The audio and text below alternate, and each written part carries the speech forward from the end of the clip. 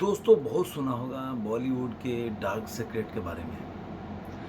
सुशांत सिंह के जो इंसिडेंट हुआ था उसके बाद से ये काफ़ी चर्चा का विषय बन गया। न्यूज़ से लेकर सोशल मीडिया तक इसके विषय में काफ़ी बातचीत होने लगी और इस पे मैंने भी कई बार वीडियो में भी बोला है कि बॉलीवुड का एक इकोसिस्टम है, जो उसमें फिट नहीं बैठता उसको कैसे परेशान किया जाता है, कैसे इग्नोर किया जाता है या कैसे उसको बर्बाद करने के लिए ये इकोसिस्टम काम करता है। ये कोई नई बात नहीं है, लेकिन जब से मुखर हुआ, जब से सुशांत सिंह का केस हुआ, अब बॉबी देओल ने इस डार्क सीक्रेट के बारे में एक बात बोली अपने इंटरव्यू में।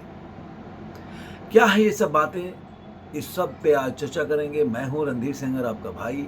अगर अभी तक आपने मेरे चैनल को सब्सक्राइब नहीं किया तो सब्सक्राइब करने में क्या जाता है। अगर आपके सब्सक्राइब करने से अगर मुझे कुछ मिल जाता है, इसमें कोई पैसा भी आपका नहीं लगता, कोई इन्वेस्ट नहीं लगता। एक छोटा सा काम करना है, अपने उंगली का इस्तेमाल करके वो बटन को दबाना है, सब्सक्राइब बटन को। और दूसरा, बेल आइकन को ज़रूर दबाएं, क्योंकि मेरा इस तरह का वैल्यूएबल वीडियो ज़रूर आपको मिलेगा। लाइक करें, दोस्तों के साथ शेयर करें, कमेंट करते रहें। जब भी मेरे को मौका मिलता है, मैं आपके कमेंट का जवाब देता हूं और आप कमेंट करते हैं, उसके लिए मैं आपका शुक्रगुजार हूं। तो चलिए वीडियो को शुरू करते हैं।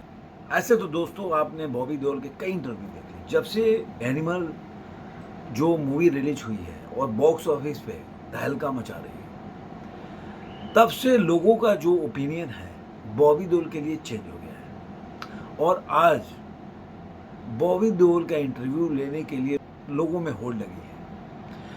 मैंने कितने इंटरव्यू देखे, काफ़ी इंटरव्यू सुने और काफ़ी चीज़ों के बारे में बता चुका हूँ, लेकिन अभी एक नया इंटरव्यू आया उनका। उस इंटरव्यू में कुछ पुरानी बातें हैं, कुछ नई बातें हैं। कुछ पुरानी बातें ऐसी हैं कि जिसमें वो पहले की तरह बताया कि कैसे उनको मूवी मिला, वो कैसे अपने बेकारी के, उन्होंने बोला कि बेकारी की जीवन काट रहे थे और बेकारी के जीवन का एक फोटोग्राफ्स मेरे को संदीप रेड्डी बांगा ने दिखाया और बोला कि मेरे को ये लिख चाहिए, जो कि उस समय वो एकदम बेकार थे, कोई काम नहीं था उनके पास। वो मजाकिया अंदाज में लेकिन सही बात बोल रहे थे और वो फोटो काम आ गया, जो कि आप बोल सकते हैं कि उनके बेकारी के दिन थे। तो कई बार आदमी के जीवन में घटनाएं घटती हैं, तो वो बताया उन्होंने उसके बारे में, कैसे उनका मैसेज आया, फिर फ़ोन किया, फिर मुलाकात हुई, फिर उन्होंने फ़ोटो दिखाया, फिर मिले, इस तरह के बातें बोले। फिर उन्होंने ये भी बताया कि लोगों का ओपिनियन कैसे चेंज हो गया, लोग कैसे मेरे से मिलते हैं आज के टाइम में। तरह तरह की बातें बोली और उन्होंने इस बात पे भी जवाब दिया था कि जब उनका करीब 15 मिनट का ही पूरे मूवी का सीन है। और दोस्तों मैं एक बात बताऊँ आपसे, मैं शेयर करना चाहता था। जब मैं मूवी का रिव्यू किया था तो मैं बॉबी देओल के जो सीन है उसको लेकर थोड़ा, मैं बोल सकते हैं कि मैं नाराज़ था, या मतलब उत्साहित नहीं हुआ। चाहे एंट्री हो, चाहे उनका स्क्रीन स्पेस हो, जो एक्टिंग किए, बहुत ज़्यादा खुश नहीं हुआ था। मैंने ये बात आपके साथ शेयर भी किया था कि 15 मिनट के स्क्रीन शेयर में बॉबी देओल क्या करेंगे, और मुझे उनके एंट्री पे भी कोई ऐसा खास नहीं लगा। मैंने अपने रिव्यू में बोला है, लेकिन मैंने जब वो फिल्म को दोबारा देखा, उसका दोबारा वो सीन देखा, कि कई दोस्तों ने बोला कि एक बार देख के आओ। मैं आपको यकीन मानिए कि जो पहले जो मैंने रिव्यू कर रहा था, तो क्या होता है ना कि पहली बार हमारे जैसे फैंस जो हैं, इसको एक्सेप्ट करने में मेरे को कोई मतलब गुरेज नहीं है कि मेरे जैसे, मैं बॉबी देओल धर्मपाल जी का फ़ैन हूँ बहुत ज़्यादा। तो मुझे लगा कि मतलब अगर रणबीर कपूर के रोल के बराबर ही बॉबी देओल का रोल होगा या स्क्रीन शेयर होगा ऐसा, लेकिन ऐसा नहीं देखा। तो जब आप उम्मीद से जाते हैं या आशा लेके जाते हैं, आपके दिमाग में पहले से एक भावना बनी रहती है कि बॉबी देओल ऐसा रोल किए होंगे, और आपकी जितनी भी आशा है, धीरे धीरे जैसे फिल्म शुरुआत होती है, इंटरवल आ जाता है, इंटरवल के बाद सेकंड पार्ट शुरू होता है, और उसके बावजूद भी आधे घंटे तक आप बॉबी देओल को नहीं देखते, तो आपकी निराशा धीरे धीरे बढ़ने लगती है। फिर आप जो इमेजिनेशन में सोचते हैं कि बॉबी देओल की एंट्री होगी तो धमाकेदार होती, वो आपको जब एंट्री में आपको फील नहीं आएगा, क्योंकि आपने अपने माइंड में कुछ अलग तरीके का एंट्री देखा। क्योंकि जितने भी एंट्री रणबीर कपूर की हुई है वो फाड़ू हुए हैं। तो आप उससे तुलना करके सोचेंगे कि अरे बॉबी देओल का जो टीजर और ट्रेलर में जो भी सीन्स दिखाए गए, चाहे 2-3 सीन है, वो मतलब पूरे ट्रेलर और टीज़र को रूल करता है। कहीं भी आपको ऐसा नहीं लगेगा टीज़र और ट्रेलर देखने के बाद कि बॉबी देओल रणबीर कपूर से कम है। जो कोई भी टीज़र और ट्रेलर देखा होगा उसको यही लगेगा, जैसा मुझे लगा, कि बॉबी देओल इस पूरे टीज़र और ट्रेलर में रणबीर कपूर को रूल करते हैं।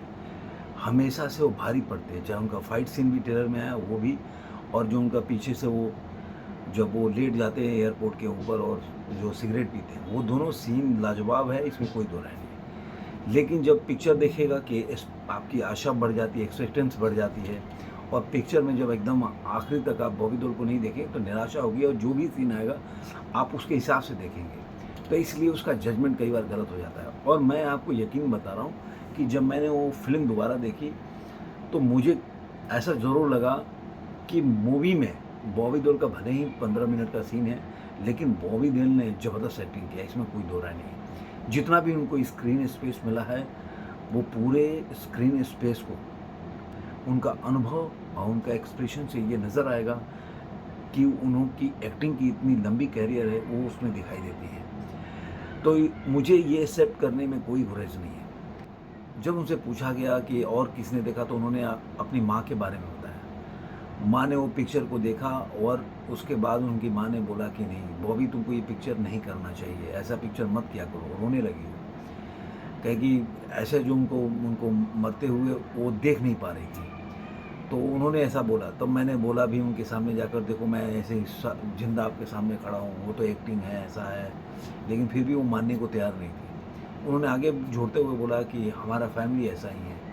मैं भी जब पापा की पिक्चर देखने गया तो रॉकी की रानी की प्रेम कहानी, जिसमें धर्मपाल जी का देहांत हो जाता है, और वो सीन को मैं देख कर इतना रोया कि बाद में उसके बाद का मैंने पिक्चर ही नहीं देख पाया। जबकि मैं खुद एक्टर हूँ, मैं ये भी जानता हूँ कि धर्मपाल जी एक्टर हैं और वो एक्टिंग कर रहे हैं। जबकि मेरी माँ को नहीं पता, वो एक्टर नहीं है, लेकिन उसको जब नहीं पता तो मैं एक्टर जानते हुए भी इस चीज़ को पचा नहीं पाया। तो हमारी फैमिली बहुत इमोशनल है, मैं ऐसे ही लोग हैं। तो इस तरह के इंटरव्यू में एक नई चीज़ें उन्होंने बताया कि उनकी फैमिली के बारे में, कि उनकी पिक्चर को देखकर एनिमल को कैसा लग रहा है। दूसरा एक बहुत बड़ी बात बोलूँगा, जब उनसे पूछा गया कि एनिमल हिट होने के बाद आपको कैसा फील हो रहा है, आपको क्या लग रहा है, तो उन्होंने बहुत बड़ी बात बोली, ये है बॉलीवुड का डार्क सर्किट। आप सोचिए धर्मपाल जी की फैमिली कितनी बड़ी फैमिली है। उनका जो भाई हैं, बॉबी देओल के भाई, बड़े भाई सनी पाजी, वो अपने आप में बहुत बड़े स्टार हैं। मैं तो मानता हूँ कि इंडिया में बहुत बड़े स्टार होंगे, उसमें 2-4 लोग, उसमें सनी पाजी का नाम है। मेरे नज़र में सनी पाजी पहले ऐसे एक्टर होंगे जो इस तरह का रॉ जो एक्शन होता है वो करते होंगे, और किसी ने नहीं किया। चाहे वीएफएक्स हो, चाहे अभी चल रहा हो, जैसे कि आपने एनिमल में देखा है या केजीएफ में भी देखा है, थोड़ा रॉ भी देखा है, वो चीज़ आपको जो सनी पाजी थे बहुत पहले कर चुके हैं।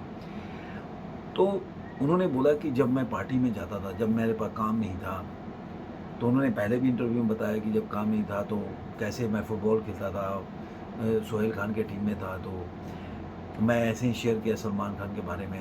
तो वो बता चुके, मैं भी बता चुका हूँ। लेकिन एक नई चीज़ बोला उन्होंने, एक बहुत बड़ी बात बोली कि जब भी आप पार्टी में जाते हैं तो आपकी इज़्ज़त आपको बॉक्स ऑफिस के कलेक्शन के हिसाब से किया जाता है।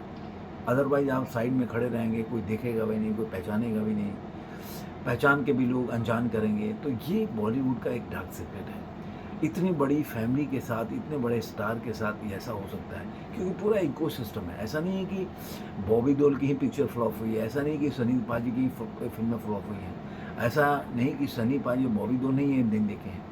ऐसे चाहे आमिर खान को ले लीजिए, सलमान खान ने भी ऐसे गुर्बत के दिन देखे हैं, उनकी पिक्चरें चलती नहीं थी।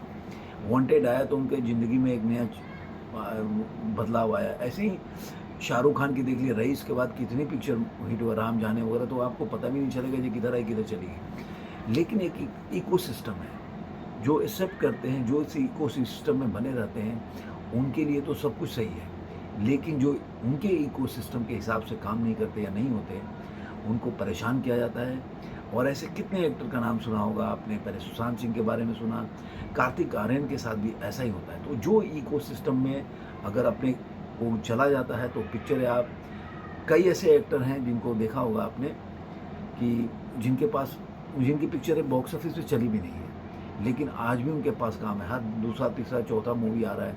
सिद्धार्थ मल्होत्रा को देख लीजिए, उनकी मूवी कोई भी नहीं चली, लेकिन उनके पास आज भी 4-5 पिक्चरें लाइन में है रिलीज होने के लिए। तो एक इकोसिस्टम है जिसमें वो पूरी तरह से बैठ गए हैं या उस इकोसिस्टम को एडॉप्ट कर ली, इसलिए वो काम चल रहा है और पैसा कमा रहे हैं अपना।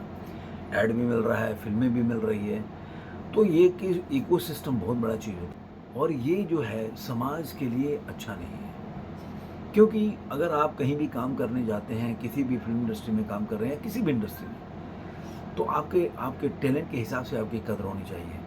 ना कि अगर आप किसी भी सिस्टम को एडॉप्ट नहीं करते, आपकी आइडियोलॉजी है, आपकी सोच है, अगर उस हिसाब से आप अपने तरीके से काम करना चाहते हैं जिससे कि दूसरे को नुकसान ना हो, तो उसमें हर्ज क्या है। लेकिन उस समय उस इंस्टीट्यूट या उस फिल्म इंडस्ट्री या कोई भी कंपनी, इंस्टीट्यूशन को, उस व्यक्ति को ऐसा नहीं करना चाहिए कि परेशान करना चाहिए और वो बंदे को इस तरह से एकदम उसके पीछे पड़ जाना चाहिए। और ये आप देखेंगे हर जगह आजकल ऐसा होता है। तो मैंने कुछ सोचा कि ये बॉलीवुड का जो सीक्रेट है, जो डार्क सीक्रेट है, इसको ज़रूर बताना चाहिए। एक टाइम आएगा कि इस पर डिबेट भी हो पब्लिकली, ऑफिशियली, और इसके बारे में ऐसे नहीं कि जैसे सुशांत जी का केस हुआ और उसके बाद वो बंद डिब्बे में चला गया। उसकी सच्चाई बाहर आनी चाहिए, जो भी हो। हम नहीं जानते कि उसमें क्या हुआ था, लेकिन सच्चाई तो बाहर आनी चाहिए कि आखिर है क्या चीज़। तो आपको ये वीडियो कैसा लगा ज़रूर कमेंट बॉक्स में बताइएगा। फिर मिलेंगे ऐसे ही किसी वीडियो में, तब तक के लिए धन्यवाद।